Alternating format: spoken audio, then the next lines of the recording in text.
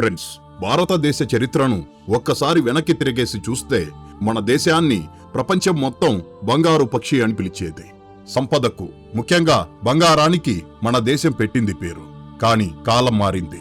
గడిచిన కొన్ని దశాబ్దాలుగా మన దేశంలో బంగారం అంటే కేవలం కొనుగోలు చేయడం మాత్రమే తప్ప ఉత్పత్తి చేయడం అనేది దాదాపుగా మర్చిపోయాం. మనం మెడలో వేసుకునే గొలుసు దగ్గరి నుంచి రిజర్వ్ బ్యాంకు లాకర్లలో ఉండే బిస్కెట్ల వరకు దాదాపు 90% బంగారం విదేశాల నుంచే వస్తోంది. స్విట్జర్లాండ్, దుబాయ్ లేదా దక్షిణాఫ్రికా గనుల మీద మనం ఆధారపడి బతుకుతున్నాం. కానీ ఫ్రెండ్స్, ఇప్పుడు ఆ తలరాత మారబోతోంది. భారత భూగర్భంలో దాగి ఉన్న ఒక రహస్యం ఇప్పుడు బయటపడింది. మార్చి 2026 ఈ మాసాన్ని, ఈ సంవత్సరాన్ని మీరు బాగా గుర్తుపెట్టుకోండి. ఎందుకంటే 50 ఏళ్ల సుదీర్ఘ నిరీక్షణ తరువాత మధ్యప్రదేశ్ మట్టిలో దొరికిన ఒక నిధి మన దేశ ఆర్థిక వ్యవస్థకు కొత్త ఊపిరి పోయబోతోంది. అవును, మీరు విన్నది నిజమే. మధ్యప్రదేశ్లోని కట్నీ జిల్లా ఇమలియా అనే ఒక చిన్న గ్రామం ఇప్పుడు దేశవ్యాప్తంగా, ఇంకా చెప్పాలంటే ప్రపంచవ్యాప్తంగా మైనింగ్ రంగంలో చర్చనీయాంశంగా మారింది. అక్కడ భూమి పొరల్లో దాదాపు 3.5 లక్షల టన్నులకు పైగా బంగారు ఖనిజం ఉన్నట్లు నిర్ధారణ అయ్యింది. ఇది ఏదో పుకారు కాదు, దశాబ్దాల పరిశోధనల ఫలితం. సరిగ్గా వచ్చే మాసం నుండి అక్కడ భారీ యంత్రాలు కదలబోతున్నాయి. భూమిని తొలచి మన సొంత బంగారాన్ని వెలికి తీయబోతున్నాయి. అసలు ఈ గని కథ ఏంటి? ఇన్నాళ్ళు ఇది ఎందుకు బయటపడలేదు? కర్ణాటకలోని కోలార్ గనుల చరిత్రను ఇది తిరగరాస్తుందా?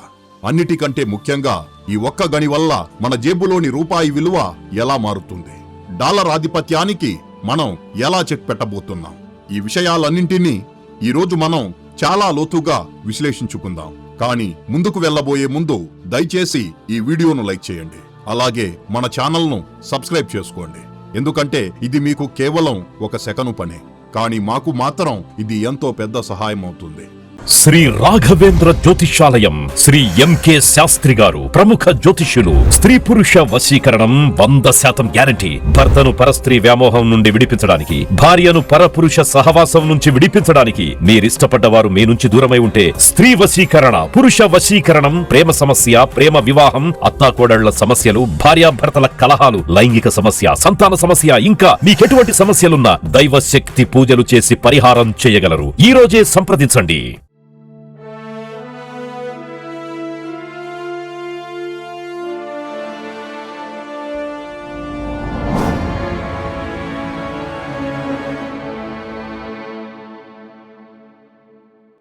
మొదటగా మనం చరిత్రలోకి వెళ్ళాలి.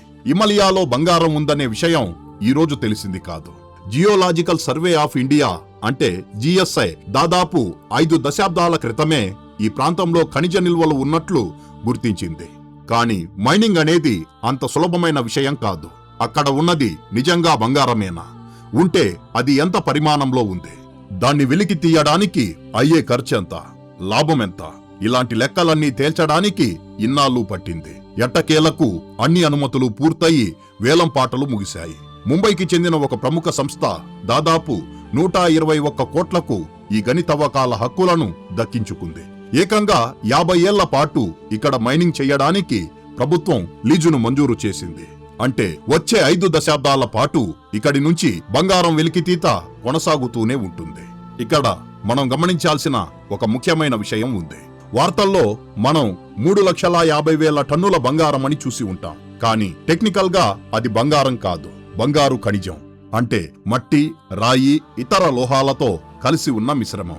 సాధారణంగా 1 టన్ను మట్టిని శుద్ధి చేస్తే అందులో కొన్ని గ్రాముల స్వచ్ఛమైన బంగారం వస్తుంది. కానీ ఇక్కడ ఉన్న ఖనిజ పరిమాణం చాలా ఎక్కువ కాబట్టి దాని నుంచి వచ్చే అవుట్పుట్ కూడా భారీగానే ఉంటుంది. ఇప్పటి వరకు భారతదేశంలో బంగారం ఉత్పత్తి అంటే కేవలం కర్ణాటక రాష్ట్రం మాత్రమే గుర్తుకు వచ్చేది. అక్కడ ఉన్న హట్టి గోల్డ్ మైన్స్ మాత్రమే దేశంలో ప్రస్తుతం యాక్టివ్ గా ఉన్న ఏకైక భారీ బంగారు గని. ఒకప్పుడు కేజీఎఫ్ అంటే కోలార్ గోల్డ్ ఫీల్డ్స్ దేశానికి గర్వకారణంగా ఉండేది. కానీ అది మూతపడిన తరువాత మనం పూర్తిగా దిగుమతుల మీదే ఆధారపడ్డాం. ఇప్పుడు మధ్యప్రదేశ్ రూపంలో కర్ణాటకకు ఒక బలమైన పోటీదారు దొరికింది. రాబోయే రోజుల్లో దేశీయ బంగారం ఉత్పత్తిలో మధ్యప్రదేశ్ కీలక పాత్ర పోషించబోతోందనడంలో ఎలాంటి సందేహం లేదు. అయితే ఈ వార్త కేవలం ఒక రాష్ట్రానికి సంబంధించింది కాదు. ఇది నేరుగా మన జేబుకి, మన దేశ ఆర్థిక వ్యవస్థకు సంబంధించిన విషయం. అది ఎలాగో ఇప్పుడు చూద్దాం. ముందుగా మన దేశ ఆర్థిక పరిస్థితిని ఒకసారి గమనిద్దాం. ప్రపంచంలోనే అత్యధికంగా బంగారం వినియోగించే దేశాల్లో భారత్ 2వ స్థానంలో ఉంది. మన సంస్కృతిలో బంగారం అనేది ఒక ఆభరణం మాత్రమే కాదు, ఒక ఎమోషన్, ఒక పొదుపు మార్గం. అందుకే ధర ఎంత పెరిగినా మనం కొనుగోలు చేయడం ఆపం. మన దేశానికి కావలసిన బంగారంలో దాదాపు 90% విదేశాల నుంచే వస్తుంది. ప్రతి సంవత్సరం మనం సుమారు 800 టన్నుల బంగారాన్ని దిగుమతి చేసుకుంటున్నాం. దీనికోసం మనం లక్షల కోట్ల విలువైన డాలర్లను విదేశాలకు చెల్లిస్తున్నాం. దీన్నే ఎకనామిక్స్ భాషలో కరెంట్ అకౌంట్ డెఫిసిట్ అంటారు. అంటే మనం సంపాదించే డాలర్ల కంటే ఖర్చు పెట్టే డాలర్లు ఎక్కువైపోవడం. ఎప్పుడైతే మన దగ్గర నుంచి డాలర్లు బయటకు వెళ్లిపోతాయో అప్పుడు అంతర్జాతీయ మార్కెట్లో రూపాయి విలువ పడిపోతుంది. మనం పెట్రోల్ కొనాలన్నా, ఎలక్ట్రానిక్స్ కొనాలన్నా ఎక్కువ రేటు చెల్లించాల్సి వస్తుంది. ఇప్పుడు ఈ కట్నీ గోల్డ్ మైన్ ప్రాముఖ్యత ఏంటో మీకు అర్థమయ్యే ఉంటుంది. మన దేశంలోనే బంగారం ఉత్పత్తి పెరిగితే మనం విదేశాల నుంచి కొనాల్సిన అవసరం తగ్గుతుంది.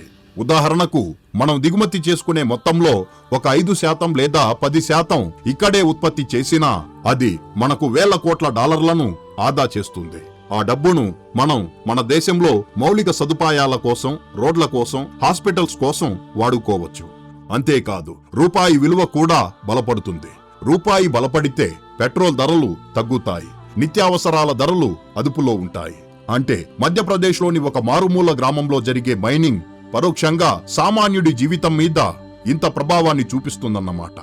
ఇంకొక కీలకమైన కోణం కూడా ఉంది.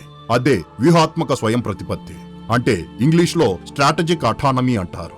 ఈ రోజుల్లో యుద్ధాలు గన్ పౌడర్ తో చేయడం లేదు, కరెన్సీతో చేస్తున్నారు. అమెరికా డాలర్ను ఒక ఆయుధంగా వాడుతోంది. రష్యా ఉక్రెయిన్ యుద్ధం తరువాత చాలా దేశాలు డాలర్ మీద నమ్మకం కోల్పోయి బంగారాన్ని దాచుకోవడం మొదలుపెట్టాయి. మన రిజర్వ్ బ్యాంక్ ఆఫ్ ఇండియా అంటే ఆర్బీఐ కూడా గత 2 ఏళ్లుగా విపరీతంగా బంగారం కొంటోంది. ఇన్నాళ్లు లండన్లో ఉన్న మన బంగారాన్ని కూడా కొంత తిరిగి ఇండియాకు తెచ్చేసింది. ఇలాంటి సమయంలో మన సొంత గనుల నుంచి బంగారం వస్తే దాన్ని నేరుగా ఆర్బీఐ కొనుగోలు చేసి తన ఖజానాలో దాచుకోవచ్చు.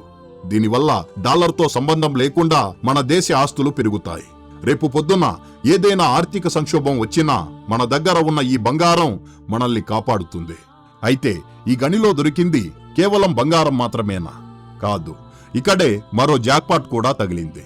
జియోలాజికల్ సర్వే ప్రకారం ఈ గనిలో బంగారంతో పాటు రాగి, వెండి, సీసం మరియు జింక్ వంటి విలువైన లోహాలు కూడా ఉన్నాయి. వీటిని మనం ఇప్పుడు క్రిటికల్ మినరల్స్ అంటున్నాం. ఎందుకంటే భవిష్యత్ అంతా గ్రీన్ ఎనర్జీదే. మనం వాడే ఎలక్ట్రిక్ కార్లు, సోలార్ ప్యానెల్స్, విండ్ టర్బైన్లు, వీటన్నిటి తయారీకి రాగి మరియు వెండి అత్యంత అవసరం.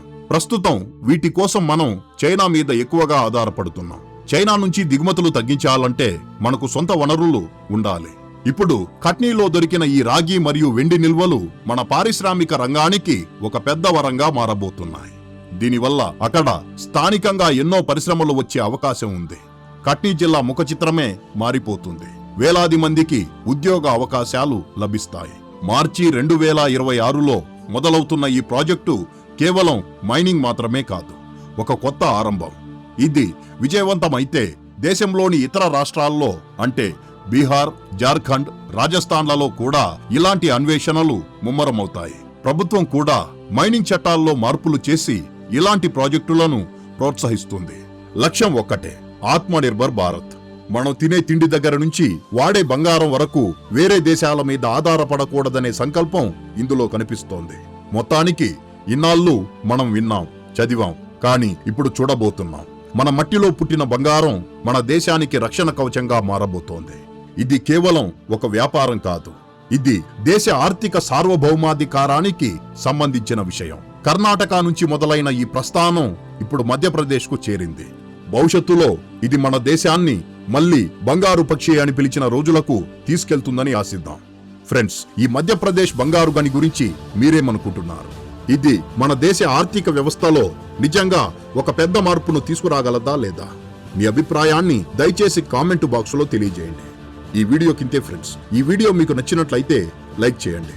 అలాగే ఇలాంటి మరిన్ని ఇన్ఫర్మేటివ్ వీడియోస్ కోసం ఇప్పుడే మన ఛానల్ను సబ్స్క్రైబ్ చేసుకోండి. జై హింద్.